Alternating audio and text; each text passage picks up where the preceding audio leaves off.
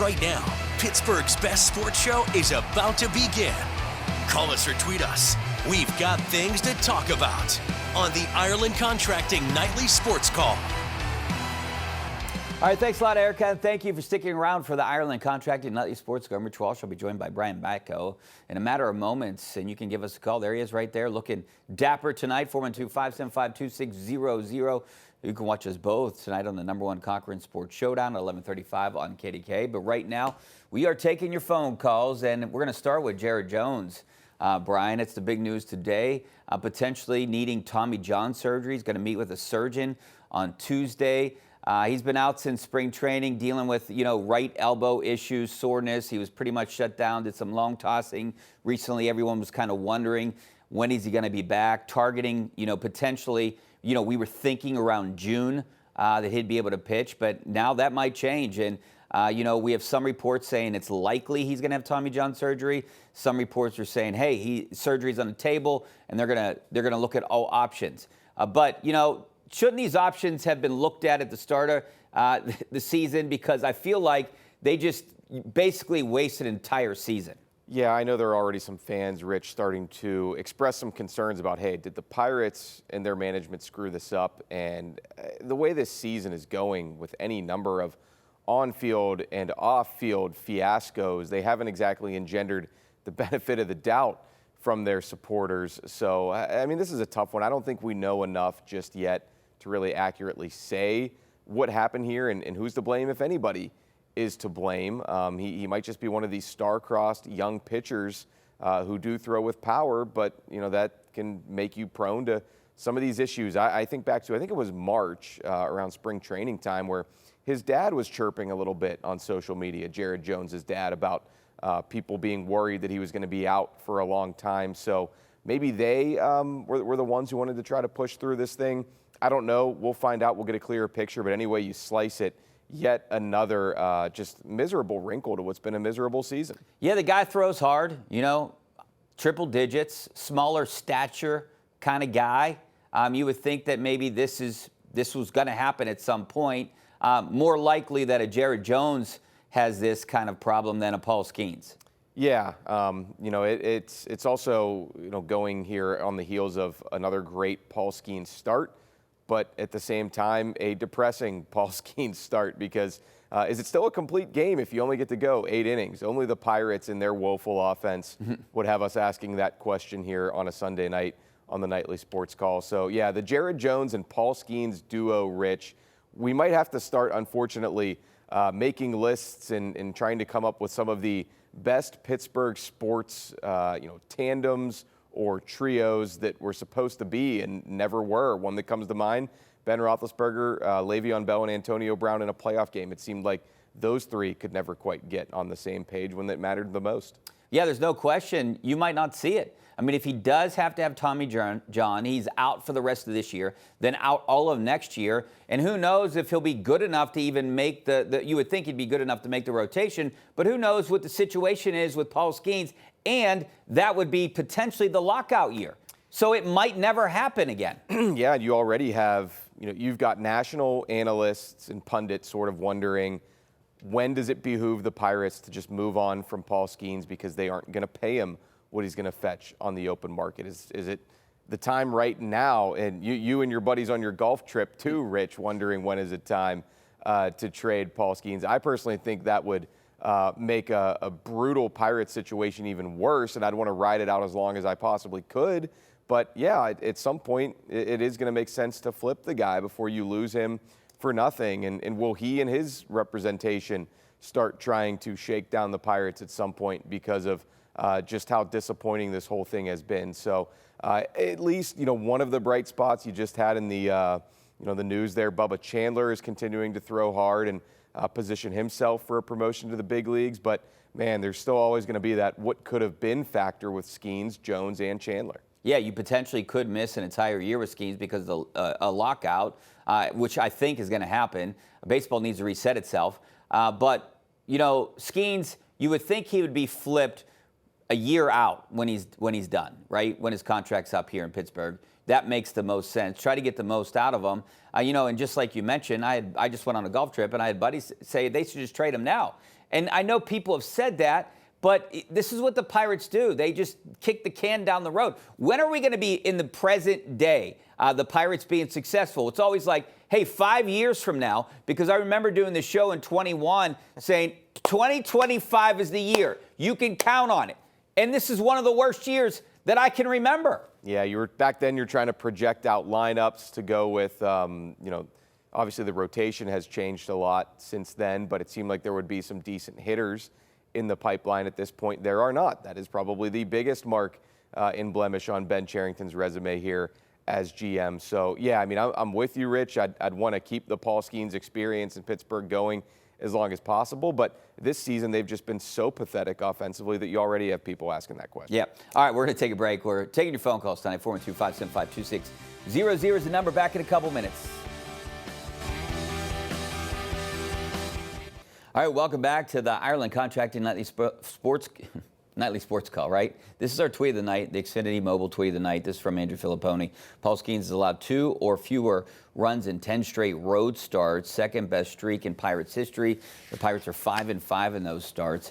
Horrible, no question about it. The Pirates are 3-6 when Skeens, their best pitcher, maybe the best pitcher in the National League, is on the mound. That's also horrible. That should be at least switched. I don't know what to say anymore. I mean, it's the same story. It's been the same story for years. They can't hit. When you have like 3 or 4 guys batting 1-something in your lineup, you can't win games. They can't score runs. I mean, Paul Skeens went out there, had a 3-hitter, and gave up 1 run. And they can't find a way to win against the guy that's making his debut, his Major League debut. Yeah, 1 run is too many these days for this Pirates offense. I mean, we knew it would be bad, or I shouldn't say we knew. We had a very good feeling that it would be a bad offense just when you looked at the moves made or lack thereof this offseason, aside from maybe O'Neal Cruz really hitting his stride and carrying them on some nights, and Brian Reynolds finding his groove. And I mean, we knew there weren't enough pieces here to be competitive night in and night out. But I think coming into the season, Rich, a lot of people still thought, okay, we can at least look forward to the Paul Skeens day every 5 games, and maybe you'll see something incredible. Maybe you'll see 20 strikeouts. Maybe you'll see a no-hitter. And now even that joy is getting taken away a little bit because these guys just can't push runs across the plate if their life depended on it. All right, let's hit the phone lines. We got Dave out in Luzerne Township. How you doing, Dave? Hey, good evening. How are you? Good, thanks for calling. Dave? I have a suggestion for the Pirates. I've been watching them for some time. I noticed that most of the starters are doing pretty good. Why not leave the starters in a lot longer? And a lot of these relievers, they have been doing a terrible job. Didn't work today. I think I've seen Donnie Kelly do some different things. I mean, they're 3-6 under him, not much better than Derek Shelton. But, yeah, I don't think Shelton would have left Skeens in this long. I've seen some different – and, look, Donnie Kelly has to impress this ownership to win the job. And I still think that there's a lame duck GM and president right now. Yeah, I mean, you could say it didn't work because they didn't get the W, but, I mean, Paul Skeens still pitched well all the way through. And, I mean, yeah, who knows if it could have blown up had they gone to the bullpen. So, yeah, I mean, I'm fairly with you there, Dave, but that's also just a shift that we've seen across baseball over the last however many years that, you don't see the Skeenses of the world pitching as deep into games. Yeah, I don't care who you're pitching, really. I mean, you have to hit, you have to score runs. That's the name of the game. And the Pirates can't score runs. They're one of the worst teams in the major. Let's go out to Chuck in Uniontown. How you doing, Chuck? Hi. Good evening, fellas. Hey, thanks for calling. Yeah. I mean, to me, Skeens is still all-star. He could be still start for the National League. And let me ask you this. Is there, to win 1 game, is there another pitcher you would rather have? No, I 100% agree with that. I wouldn't want another pitcher. Whoever's facing the Pirates lineup is who I would take, Jeff. Yes, that's it. I mean, think about it. The Pirates are in prime position to win a wild card series, right? You would think they were. But they're not even a sniff a wild card. They're one of the worst teams in the majors. They can't turn it around this year. But, yeah, I would love to see them be 500, be like the Reds right now, kind of in it, But all they're you have not. to look forward to is Paul Skeens maybe facing Aaron Judge in the All-Star game there, as Chuck alluded to. Speaking of which, Aaron Judge, he was dapping it up today with Russell Wilson at a Yankees game, with Russ being out there in New York now with the Giants as their presumed starting quarterback. So there's your Pirates to Steelers link for the evening. Yeah, I also saw Russ on TV at the Knicks game, Yeah. front and center. Let's go out to Jim in Penn Hills. How you doing, Jim? Hey, gentlemen. Good evening, and great tie, Brian. Thank you, Jim. Regarding Jared Jones, I can't think of enough bad things that this franchise. If there's a franchise in sports that deserves as many bad things as has happened, it's the Pirates. But this idea that they will ever compete or ever be good or even have a winning record is a farce. This franchise will never finish. First of all, they'll be moving in 5 years, and this franchise will never finish with a winning record again. Hey, Jim, I agree. I disagree with you on a couple things here. I don't think the Pirates are going to be moving anywhere. I don't think Major League Baseball would let a franchise like the Pirates move. I also agree with you on some of the things, but the only thing that's going to change is if there's new ownership. I mean, 29 out of 33 losing seasons is what they're headed towards right now. You're not going to win. Obviously, this owner isn't the right owner for this team. Or any team. Or any team. Yeah, I'm not as doom and gloom quite to the level of Jim there. I'm certainly down on the current circumstances for this team. And yes, Bob Nutting being at the top of the organization is reasons number 1, 2, 3, 4, 5, and go on down the entire arithmetic table there as to why. But to say they'll never have a winning record again, I mean, hey, on one hand, I say they'll catch lightning in a bottle one of these years. But on the other hand, if there ever a time to do that, it's when you do have Paul Skeens pitching and giving you a great chance to win every time he's on the mound. So, yes, it is a rather dour mood at the moment. But I don't think anybody would want to see the Pirates leave Pittsburgh. Yeah, they're going to find a way to screw up this whole Paul Skeens thing. You would think you would build around this guy, and they haven't done it. Spend some money. You got to spend money to make money. For how successful Bob Nutting is, I don't think he understands that philosophy. Let's go out to Kevin in Leechburg. How you doing, Kevin? I'm doing well. Frustrated Pirate fan. Yep, like all of us. Many people are. But I think when a manager is in this position, they try to figure out how to score. And I think the only way they can is do some more small ball sort of stuff, bunting, stealing bases, and stuff like that. But you can get frustrated today, like Adam Frazier today. What did he do? Yeah. He was supposed to bunt at people at first and second. Where did he bunt it? We're bunting it right back to the pitcher. That's a rookie mistake. Yeah, and Adam Frazier shouldn't even be on this team, Kevin. The seventh inning, they had a chance to tie this up. And I understand that's the way you got to play, is that small ball now.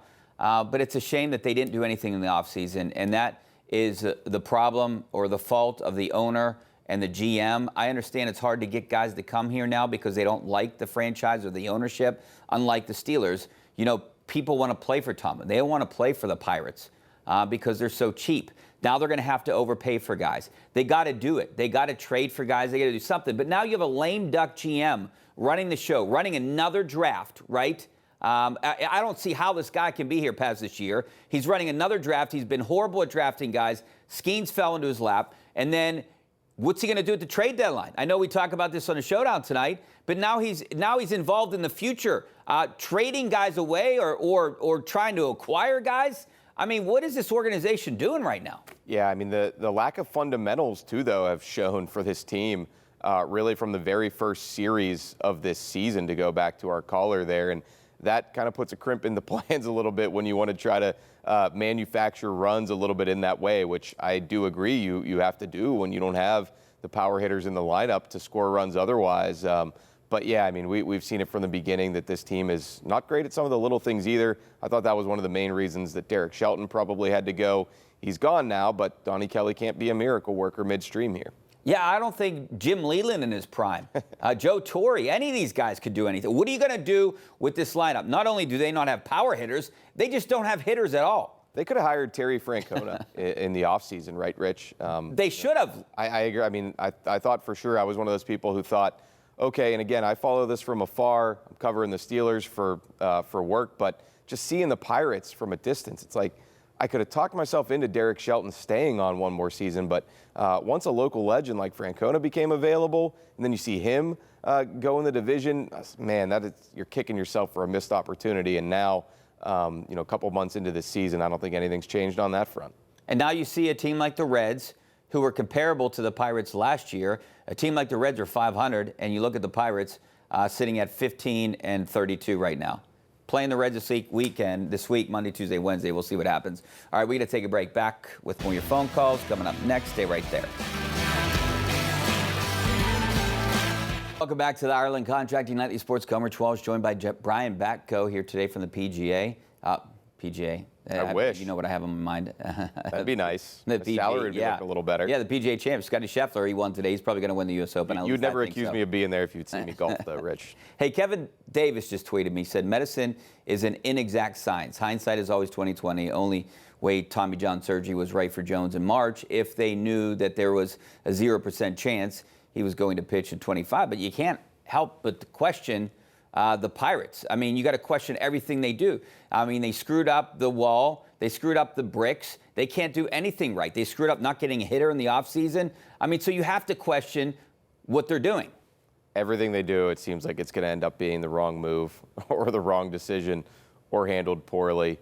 Yeah, I mean, this is just another, log on the fire of what I guess in the end is going to be a pretty memorable season, but not for the right reasons. All right, speaking of memorable, let's get to your beat. What's going on with Aaron Rodgers? Is he going to sign? I saw Pro Football Talk is reporting that it's going to be any time now. I don't get that feeling. I think it's going to be much closer to that June 10th date or potentially the July 20th date.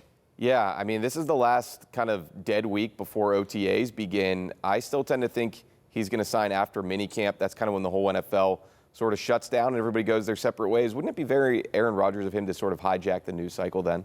Yeah, I would think so. I think he's going to sign in the month of July. That's my prediction. So we'll be talking about this much more on the #1 Concord Sports Showdown at 11:35 on KDK. Thanks a lot, Brian. We'll see you in a couple hours, and hopefully we see you there, and we see you on KDK in just a few minutes.